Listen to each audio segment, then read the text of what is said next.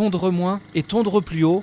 En effet, avec bientôt l'arrivée de l'été et qui plus est en période de sécheresse comme maintenant, il est recommandé de ne pas tondre trop court. Parole de professionnel. On va plutôt conseiller de tondre plus haut en été ou à l'approche en tout cas des saisons estivales. L'objectif, ça va être d'essayer de garder de la fraîcheur au pied de l'herbe. Donc en tondant plus haut, on va permettre d'avoir du coup plus de fraîcheur. A l'inverse, l'hiver, on va conseiller de tondre plus bas. L'objectif, c'est d'éviter que l'humidité reste trop longtemps sur le végétal. Tout est une histoire de dosage avec la météo. Si vous laissez donc l'herbe plus haute sur cette période, la terre restera humide plus longtemps. Ainsi, votre pelouse résistera à la fois mieux à la sécheresse et aux fortes chaleurs.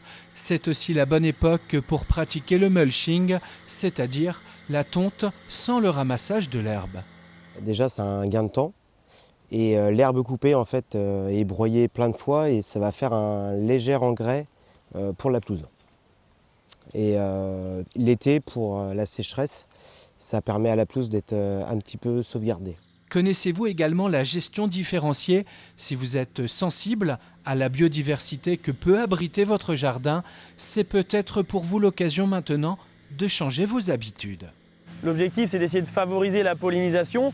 Si par exemple on a un potager à proximité du gazon, les abeilles vont venir polliniser justement dans cette gestion différenciée. Puis après vont pouvoir polliniser le potager, les légumes, les fruits et c'est justement plutôt écologique et dans l'air du temps.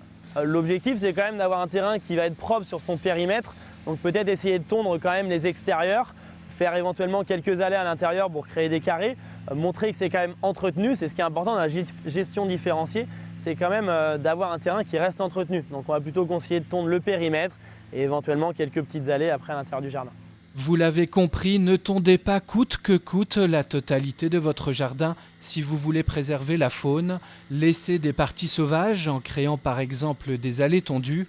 La gestion différenciée, un petit pas pour le jardinier, un grand pas pour la biodiversité.